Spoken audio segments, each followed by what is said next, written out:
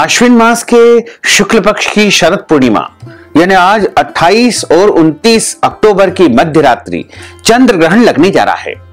और चंद्र ग्रहण में क्या करना चाहिए और क्या नहीं करना चाहिए, ये संपूर्ण जानकारी हम आज आपको प्रदान करने जा रहे हैं। तो चंद्र ग्रहण जब लगता है तो राहु और केतु दोनों ग्रह मिलकर के चंद्रमा को ग्रसित करते हैं। चंद्र ग्रहण हमेशा पूर्णिमा को लगता है। वैसे ज्योतिष शास्त्र की यदि हम बात करें तो इस बार शरद पूर्णिमा अश्विन माह के शुक्ल पक्ष की पूर्णिमा तिथि के दिन चंद्र ग्रहण लगने जा रहा है। और यह ग्रहण 28 अक्टूबर और 29 अक्टूबर की मध्य रात्रि 1:05 से शुरू होकर के रात्रि 2:23 तक रहेगा। और जब ग्रहण लगता है तो उसके 9 घंटे पहले इसका सूतक लग जाता है। सूतक का मतलब होता है अशुद्ध समय आरंभ हो जाता है, जिसे सामान्य भाषा में ग्रहण का वेध लगना या ग्रहण का बाण लगना। तो इस बार चंद्र ग्रहण का जो सूतक है वो 28 अक्टूबर 2023 शनिवार को दोपहर बाद यानी दिन में 4:05 से ग्रहण का सूतक आरंभ हो जाएगा, जो कि मध्य रात्रि ग्रहण की समाप्ति 2:23 पर ही समाप्त होगा। अब सभी लोगों के मन में सवाल है कि ग्रहण के दौरान क्या करें और क्या न करें। तो सबसे पहली बात है कि आज शरद पूर्णिमा का अवसर है। तो यदि आप शरद पूर्णिमा से संबंधित पूजन अर्चन करना चाहते हैं तो आपको ग्रहण का सूतक लगने के पहले पहले पूजन कार्य संपन्न कर लेना चाहिए। और भोजन यदि आप करना चाहते हैं तो सूतक लगने के पहले यानी अभी 4:05 के पहले पहले आपको भोजन ग्रहण कर लेना चाहिए। भोजन बनाने का जो कार्य है वो भी आपको इसके पहले ही संपन्न करना है। लेकिन ध्यान रखें, यदि आपने घी वाली वस्तु, दूध वाली वस्तु या फल वाली वस्तु कोई भी बनाई है तो उसमें तुलसी पत्र रख करके उसको ढक करके बंद कमरे में यदि आप रख देंगे तो उसको ग्रहण समाप्ति के बाद उपयोग कर सकते हैं। अन्य जो भोज्य पदार्थ होते हैं उनका उपयोग ग्रहण की समाप्ति के बाद स्वयं को नहीं करना चाहिए। आप चाहें तो गौ माता को खिला सकते हैं, इसका कोई दोष नहीं है। अन्य जीव जंतुओं को भी वह भोजन आप खिला सकते हैं, लेकिन स्वयं इस भोजन को ग्रहण न करें। साथ ही शरद पूर्णिमा की रात्रि शनिवार की रात्रि में यह ग्रहण लगने जा रहा है, इसलिए आपको इस रात्रि में भूमि नहीं खोदना चाहिए, पेड़ पौधों को काटना अथवा छांटना नहीं चाहिए, खुले मैदान में भ्रमण नहीं करना चाहिए, यात्रा नहीं करना चाहिए, पति पत्नी को ब्रह्मचर्य व्रत का पालन करना चाहिए तथा इस रात्रि में भोजन नहीं करना चाहिए, रात्रि में सोना नहीं चाहिए, रात्रि में मल मूत्र का त्याग नहीं करना चाहिए। ग्रहण समाप्ति के बाद ही मल मूत्र का त्याग करना चाहिए। वैसे सूतक में मल मूत्र का त्याग कर सकते हैं, लेकिन जैसे ही ग्रहण आरंभ होगा रात को 1:05 से लेकर के 2:23 तक आपको मल मूत्र का त्याग नहीं करना चाहिए। और इस दौरान आपको अधिक से अधिक भगवान का भजन करना चाहिए, कीर्तन करना चाहिए, स्मरण करना चाहिए। ग्रहण के समय कोई भी गलत काम, अनैतिक कर्म, पाप कर्म, चोरी या किसी की भी निंदा या बुराई आपको नहीं करना है। इस दौरान क्रोध नहीं करना है, झूठ नहीं बोलना है, लड़ाई झगड़ा वाद विवाद बिल्कुल नहीं करना है। मन को शांत बना करके आपको रखना चाहिए, क्योंकि चंद्रमा को ज्योतिष शास्त्र में मन का कारक बताया गया है। और ग्रहण की जो अवस्था होती है उस अवस्था में चंद्रमा बहुत अधिक पीड़ित रहते हैं, कष्टमय रहते हैं, क्योंकि राहु और केतु दोनों मिलकर के चंद्रमा को ग्रसित करते हैं। और ऐसे कठिन समय में हमें अधिक से अधिक भगवान का भजन तथा कीर्तन करना चाहिए, भगवत भक्ति करना चाहिए, ध्यान करना चाहिए, साधना करना चाहिए। और इस रात्रि में आप जो भी सोचोगे, जो भी मन में स्मरण करोगे, विचार करोगे, वह कार्य आपका 6 माह के अंदर अंदर सिद्ध हो जाएगा। इसलिए आप कोई भी गलत विचार मन में उत्पन्न न होने दे। यदि आपकी कोई मनोकामना है, कोई इच्छा है, तो आप चंद्र ग्रहण के समय उस इच्छा को मन में धारण करते हुए आंख बंद करके प्रभु का स्मरण कर लेना, निश्चय ही वह इच्छा आपकी पूर्ण हो जाएगी। क्योंकि शनिवार और रविवार की मध्य रात्रि में यह चंद्र ग्रहण होने जा रहा है। हालांकि अधिकतम जो लोग हैं वो निद्रा में सोए रहते हैं। तो शरद पूर्णिमा की रात्रि है, इसलिए आपको प्रयास करना चाहिए कि पूरी रात जाग करके भगवान का ध्यान करें, प्रभु का स्मरण करते रहे। और ग्रहण के दौरान किसी को भी खुली आंखों से ग्रहण को देखना नहीं चाहिए। और मेष राशि और अश्विनी नक्षत्र या मेष लग्न जिनकी है उनको तो ग्रहण के दौरान बाहर बिल्कुल भी नहीं निकलना है। साथ ही जब ग्रहण का सूतक आरंभ हो उसके पहले अपने भोजन की समस्त सामग्री में, पहनने के कपड़ों में, बिस्तर में, बेडशीट इत्यादि पर या तकिए के नीचे या जो भी आपके घर में गृह उपयोगी वस्तुएं हैं उनमें तुलसी पत्र या कुशा आपको डाल देनी चाहिए, जिससे उनके ऊपर ग्रहण का नकारात्मक प्रभाव नहीं होगा। और जैसे ही ग्रहण समाप्त हो आपको स्नान करना है, घर की साफ सफाई करना है, गोमूत्र या गंगा जल छिड़क करके घर में पोछा लगाना है। समस्त देवी देवताओं के जो विग्रह है, मूर्ति है, उनको स्नान भी आपको कराना है। उसके बाद धूप दीप नैवेद्य भोग लगा करके आरती उतारना है तथा ग्रहण का दान आपको करना चाहिए। और जो गर्भवती माताएं बहनें हैं, जो प्रेग्नेंट है, उनको विशेष रूप से ध्यान रखना है।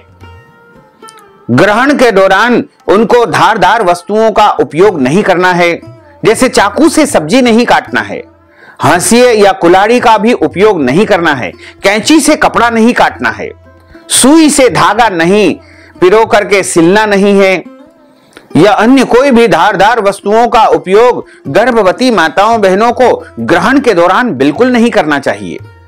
खुले मैदान में उनको जाना नहीं चाहिए, यात्रा नहीं करना चाहिए। यदि किसी कारणवश उनको बाहर निकलना पड़े तो अपने पेट के ऊपर गेरू चंदन या फिर हल्दी लगा ले, तुलसी का लेपन कर ले और अपने बेड के नीचे एक तुलसी का पत्ता और एक नारियल भी रख ले और अगले दिन सुबह उस नारियल को जल में विसर्जित कर देवे। ऐसा करने से आपके ऊपर ग्रहण की नकारात्मक किरणों का प्रभाव नहीं होगा और आप स्वस्थ व सुरक्षित रहेंगे तथा आने वाला बच्चा भी स्वस्थ एवं सुरक्षित रहेगा। हमारे धर्म ग्रंथों और पुराणों में ग्रहण की अवस्था को बहुत ही सिद्धिदायक समय बताया गया है। इसलिए ग्रहण का जो समय रहेगा रात्रि 1:05 से लेकर के 2:23 का समय, यह परम सिद्धिदायक समय है। इसमें यदि आप कोई भी उपाय करते हैं, मंत्र जाप करते हैं, टोने टोटके करते हैं, तो निश्चित मानिएगा कि वह कार्य आपका सिद्ध हो जाएगा। यदि आप किसी को वश में करना चाहते हैं, वशीकरण करना चाहते हैं, तो आपको चंद्र ग्रहण के समय एक सफेद पेपर के ऊपर लाल स्याही से उस व्यक्ति का नाम लिख करके और चंद्र ग्रहण के समय शहद में डुबो करके रख देना चाहिए। आप निश्चित मानिएगा कि 6 महीने के अंदर अंदर वो व्यक्ति आपके वश में हो जाएगा। और यदि आप मनवांछित व्यक्ति से, लड़के या लड़की से शादी करना चाहते हैं, विवाह करना चाहते हैं, तो एक पीपल का पत्ता सूर्यास्त होने के पहले पहले तोड़ करके लाइएगा और उस पीपल के पत्ते को गंगा जल से धो करके और उसके ऊपर उस व्यक्ति का नाम लाल रंग के चंदन या फिर लाल रंग के रोली या कुमकुम से लिख दीजिएगा। और लिखने के बाद उस पीपल के पत्ते को घर के बाहर जो भी चौराहा पड़े वहां पर एक पत्थर के नीचे दबा करके रख करके चले आइएगा। पीछे मुड़ करके आपको नहीं देखना है। यदि आपने इस उपाय को कर लिया तो जो आप चाहते हैं, जिससे आप शादी करना चाहते हैं, उससे आपका विवाह संपन्न हो जाएगा।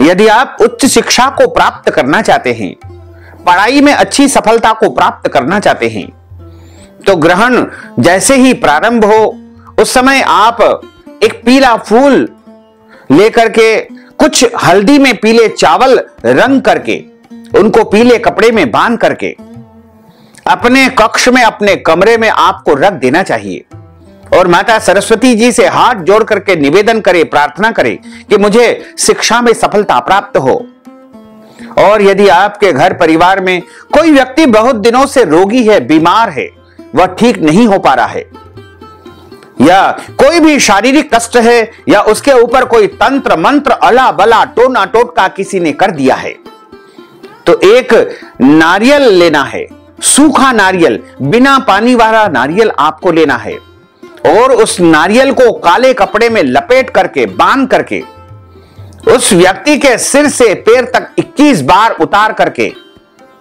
और आपको ग्रहण के समय उनके सिराने की तरफ रख देना है।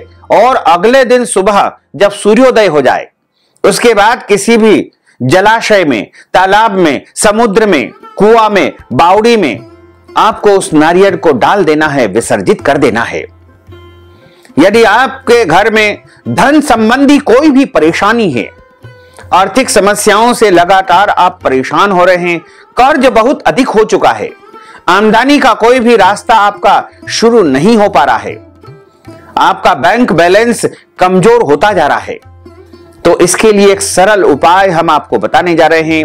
एक पीले कपड़े में 250 ग्राम चने की दाल और गुड़ आपको ग्रहण के दौरान अपने घर के ईशान कोण में रख देना चाहिए, और अगले दिन सुबह चने की दाल और गुड़ को किसी भी गाय को आपको खिला देना है।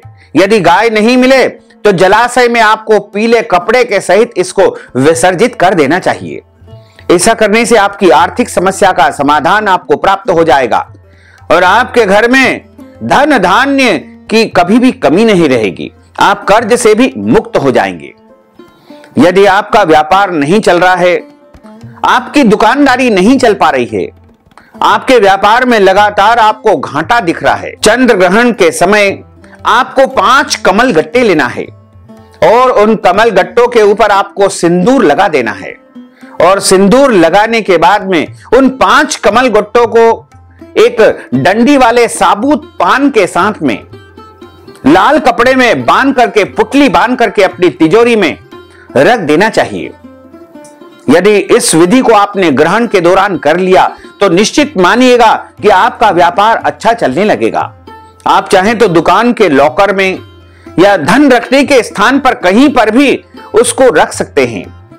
ऐसा करने से आपके व्यापार में वृद्धि होगी, धन में वृद्धि होगी, और आपके घर में धन संबंधी समस्या कभी भी नहीं आएगी। इसके साथ ही यदि आपके घर में संतान प्राप्ति का अभी तक अवसर नहीं आया है, आपके घर में बच्चे नहीं हो पा रहे हैं, विवाह को बहुत अधिक समय व्यतीत हो चुका है, लेकिन फिर भी आपके घर में पुत्र या पुत्री की प्राप्ति नहीं हो पाई है, तो आप ग्रहण आरंभ होने के पहले पहले भगवान बालकृष्ण जी का स्मरण करते हुए, यानी लड्डू गोपाल जी का ध्यान करते हुए 5 तुलसी के पत्ते आपको अपनी मुट्ठी में रख लेना है, और ग्रहण समाप्त होने के बाद पति पत्नी को इन तुलसी के पत्ते को अच्छी प्रकार से पीस करके और पानी के साथ निगल देना चाहिए, यानी पूरे के पूरे उनको चूर करके, पीस करके, चूर्ण बना करके पानी के साथ उनको निगल जाना चाहिए।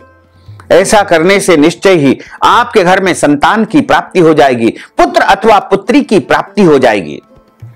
यदि आपका खुद का घर नहीं बन पा रहा है, आपको अपना निवास स्थान प्राप्त नहीं हो पा रहा है, वाहन संबंधी परेशानी आ रही है, या फिर आपको जमीन जायदाद में, खेती बाड़ी में कोई भी रुकावट पैदा हो रही है, तो आपको एक मुट्ठी चावल लेना है, और एक मुट्ठी चावल को सफेद कपड़े में रख लेना है, और इन चावल को सफेद कपड़े में रखने के बाद उसमें एक नारियल भी आपको रखना है।